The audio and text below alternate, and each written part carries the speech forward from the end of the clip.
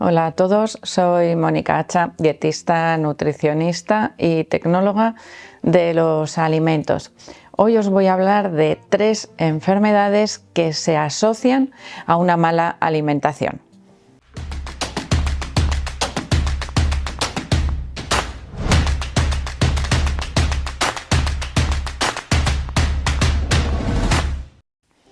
Cuando hablamos de enfermedades asociadas a la dieta, la verdad es que tenemos una lista bastante larga, pero hoy os voy a hablar de las 3 más frecuentes. ¿Por qué? Porque no os voy a dar directamente el tratamiento, sino que vamos a hablar de prevención, de por qué aparecen en la mayoría de los casos y qué podemos hacer para evitar, para que tengamos en la cabeza la importancia que tiene la alimentación diaria, lo que hacemos día a día. Dentro de ese patrón alimentario diario, que a nivel profesional le llamamos dieta, aunque la mayoría tenemos en la dieta, digo en la cabeza la palabra dieta como algo restrictivo, algo con un fin concreto. No, muchas veces simplemente estamos hablando de lo que comemos en el día a día, ¿no? Una dieta omnívora, una dieta vegetariana, una dieta baja en carbohidratos, es algo que se mantiene en el tiempo para conseguir un objetivo. ¿Cuál? Prevenir la enfermedad, tener un buen estado de salud. Ese debería ser nuestro objetivo cuando nos alimentamos. Además de, por supuesto, disfrutar de la comida. Pero ahí ya pueden entrar en juego pues otras habilidades, técnicas culinarias, imaginación a la hora de preparar los alimentos de formas diferentes. Vamos, un poco más de juego en la cocina. Vamos a preocuparnos hoy de esas 3 principales enfermedades asociadas a la dieta que actualmente las estadísticas nos dicen que su prevalencia no es que se haya estancado, no, es que está en grandísimo aumento, con lo cual algo está fallando en lo que hacemos, igual también en lo que comunicamos los profesionales, porque no somos capaces de frenar ese aumento tan grande de la aparición de estas enfermedades. La primera de las que os voy a hablar, por la mayoría de las personas no es considerada una enfermedad, pero supone uno de los mayores factores de riesgo para la aparición de muchas otras enfermedades y va asociada a otras de las que os voy a hablar. Con lo cual podemos considerarlo el inicio de un estado de no salud. Así que vamos a hablar del sobrepeso y de la obesidad. El sobrepeso está normalizado en la mayoría de los casos en nuestra sociedad. Las estadísticas, insisto, que es algo en lo que nos podemos fiar, sobre todo pues para ver cómo van las tendencias, ¿no? En estado de salud. Pues las estadísticas nos dicen que el aumento de peso en los últimos años en la población general es considerable. Y esto es algo que nos tiene que hacer replantearnos realmente qué es lo que estamos haciendo en nuestra alimentación diaria. Y no solo en la alimentación, porque el exceso de peso ya se ha visto que no depende solamente de lo que comemos, sino también de lo que nos movemos, o mejor dicho, de todo nuestro entorno. Tenemos un ambiente obesogénico. ¿Qué es eso, verdad? Esas palabras así raras que las oímos tantas veces. Pues disponibilidad de comida 24 horas al día, 7 días a la semana, en casa y fuera de casa. Tenemos también publicidad por todas partes de alimentos nuevos, formas de cocinar, tendencias en alimentación diferentes, las cuales a veces no hacemos adecuadamente en nuestras casas. Es decir, todo lo que nos rodea, vida social, que es salir a comer y a beber. Entonces, al final, todo ello, más tóxicos que pueden estar presentes en los alimentos o en las formas de cocinar. Por ejemplo, el efecto estrogénico de los microplásticos, de los BPAs, todas esas cosas de las que solemos hablar a veces. Es decir, no solo lo que comemos, sino lo que nos rodea, nos puede hacer aumentar de peso. Pero es algo que deberíamos tratar de controlar también con la actividad física. Actualmente se empieza a hablar de enfermedad ya desde el sedentarismo, o sea, el sedentarismo como una enfermedad, no asociada a la dieta, sino al estilo de vida. ¿Qué ocurre? Que cuando juntamos una mala alimentación con un estilo de vida sedentario, más, como os digo, todo lo que nos rodea, el aumento de peso aparece casi sin darnos cuenta y es progresivo. Muchas veces para cuando nos damos cuenta pues igual tenemos 10 kilos de más y en ese caso bajarlos pues nos cuesta más. ¿Qué es mejor? Prevenir, y cuando estamos tratando de prevenir el aumento de peso, a poquito que aumentamos tratamos de corregir o dieta o movimiento, y en ese caso siempre vamos a tener más éxito.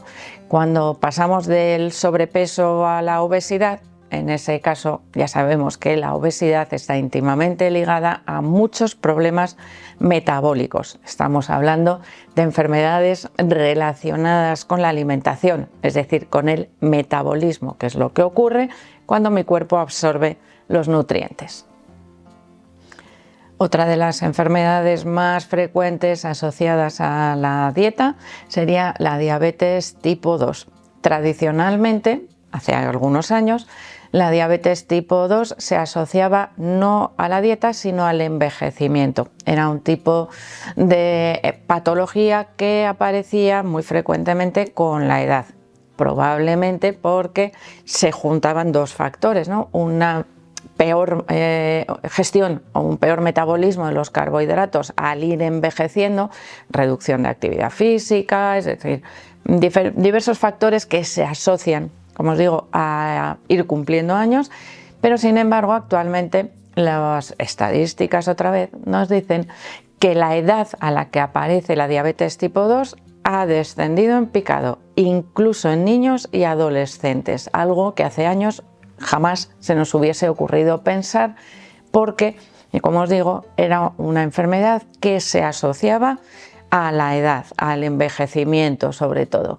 ¿Qué ocurre actualmente? Pues que el estilo de vida otra vez y el tipo de dieta que llevamos no nos permite mantener, o mejor dicho, nos lleva a un excesivo consumo de carbohidratos y especialmente de alimentos procesados, que nos distorsionan un poquito la nutrición, que es aquello que necesita nuestro cuerpo. Los alimentos frescos, naturales, incluso cuando son ricos en carbohidratos, nos proporcionan otros nutrientes, aparte de esos carbohidratos. Sin embargo, los alimentos ultraprocesados, cada vez se oye más hablar de ellos como alimentos nutricionalmente pobres, muy pobres. ¿Por qué? Porque están muy procesados, tienen muchas pérdidas de nutrientes. Es verdad que a veces están enriquecidos, ¿no?, industrialmente para aportar esos nutrientes que han ido perdiendo, pero la absorción de esos nutrientes añadidos no es igual que la de los nutrientes que están presentes de manera natural en los alimentos. Es decir, en primer lugar hemos tenido una distorsión, ¿no?, de la dieta que ha ido pasando a lo largo de los años de ser basada en alimentos naturales a estar basada en muchos casos en alimentos procesados. Además, nuestro estilo de vida progresivamente se ha ido haciendo más sedentario, vamos más en coche, el transporte público funciona mejor, nuestro tiempo de ocio muchas veces ya no es basado en actividad física, especialmente, por ejemplo, en los niños. Hay cada vez menos niños en los parques, a partir de la adolescencia ya no quieren hacer deporte, es decir, nuestro estilo de vida junto con la alimentación ha ido cambiando. Y la diabetes tipo 2 cada vez aparece más temprano. ¿Qué ocurre? Que la diabetes tipo 2 no aparece de la noche a la mañana. Lo que pasa es que es, vamos a decir, silenciosa. No da síntomas hasta que aparecen problemas.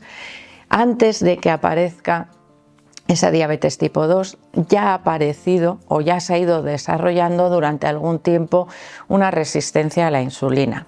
La resistencia a la insulina aparece principalmente por un exceso de carbohidratos en la dieta. Nuestra glucosa o la insulina llama a la puerta de las células, toc, toc, toc, dejar pasar glucosa, hay que quemarla, que cuando hay demasiada en la sangre nos resulta peligroso. Lo que no se quema y no entra en las células va al hígado y se transforma en grasa. Uy, aumento de peso. Vaya, la primera causa o la primera enfermedad asociada a la alimentación que hemos visto anteriormente.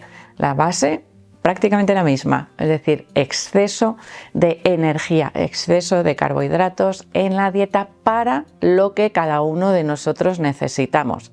¿Por qué hago esta puntualización? Porque no necesita la misma energía un adolescente que va al colegio, está 8 horas sentado, vuelve en autobús y se sienta en casa a estudiar y después juega un ratito a los videojuegos, que una persona que trabaja de pie cargando cajas porque es reponedor en un supermercado y cuando sale de trabajar se va al gimnasio. ¿Necesitan el mismo tipo de dieta? ¿Necesitan la misma cantidad de carbohidratos? ¿Queman la misma energía a lo largo del día? Por supuesto que no. Por lo tanto, la alimentación de cada uno de ellos debe ser personalizada para esos carbohidratos, esa energía que necesitan quemar a lo largo del día. Lo que no tiene es que sobrarnos, porque si nos sobra, empiezan a aparecer problemas. Y en siguiente lugar vamos a hablar de la hipertensión. La hipertensión tradicionalmente se ha asociado a un exceso de sal en la dieta. Actualmente consumimos un exceso de sal principalmente en aquellos casos en los que hay abundancia de alimentos procesados. ¿Por qué? Porque tienen sal oculta con la que muchas veces no contamos. Ese aumento del consumo de alimentos procesados suele llevar implícito un descenso del consumo de frutas y verduras principalmente, que contrarrestan ese efecto del exceso de sodio de la dieta, con lo cual quitamos una parte de la balanza, se pierde el equilibrio. Además, actualmente sabemos que no solo la sal provoca hipertensión, sino que también el exceso de carbohidratos. Volvemos otra vez a la misma causa original del sobrepeso, de la diabetes, de la hipertensión. Un exceso de energía, un exceso de carbohidratos en la dieta que puede alterar enormemente el funcionamiento de nuestro organismo, causando progresivamente algunas de estas enfermedades. Generalmente nuestro primer síntoma es el exceso de peso. En cuanto empecemos a tener exceso de peso, empiezan a aparecer otros problemillas asociados, que no es que el exceso de peso sea el origen, sino que el origen está más allá, en nuestra dieta. Cuando nosotros tenemos, a la hipertensión le pasa algo parecido a la diabetes, y es que no la detectamos hasta que un día vamos a hacernos un chequeo, un análisis y nos dicen, anda, pues si tienes hipertensión, y entonces nos mandan la pastillita para poder reducir o controlar esa tensión arterial, porque es un factor de riesgo cardiovascular importante. ¿Qué ocurre? Que la hipertensión es súper agradecida. A poquitísimos cambios en la dieta que hagamos, baja.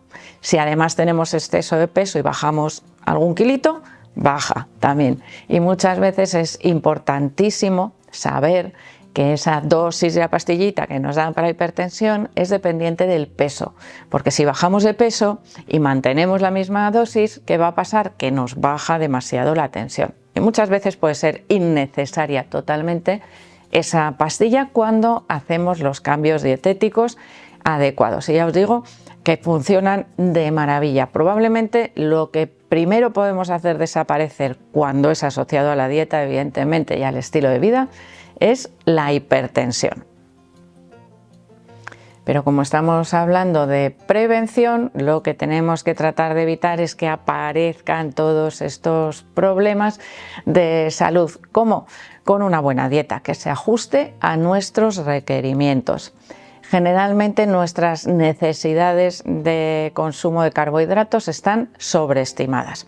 Digo generalmente porque evidentemente esto es algo que deberíamos valorar de manera individual, y si no, con el ejemplo que os he puesto antes lo podéis ver perfectamente. Ese adolescente que debería quemar mucha energía pero que lleva una vida 100% sedentaria, y esa persona trabajadora que muchas veces asociamos al trabajo de oficina como lo habitual, no tiene por qué ser, y que tiene un consumo muy elevado de energía. Sus dietas difieren o deberían diferir muchísimo, especialmente en la cantidad de energía que nos aportan los carbohidratos, que es a lo que después asociaríamos esos problemas asociados a la dieta. Así que espero que el vídeo os haya gustado, por supuesto que le deis al like, no dejéis de suscribiros al canal y espero seguir viéndose a todos en los próximos vídeos.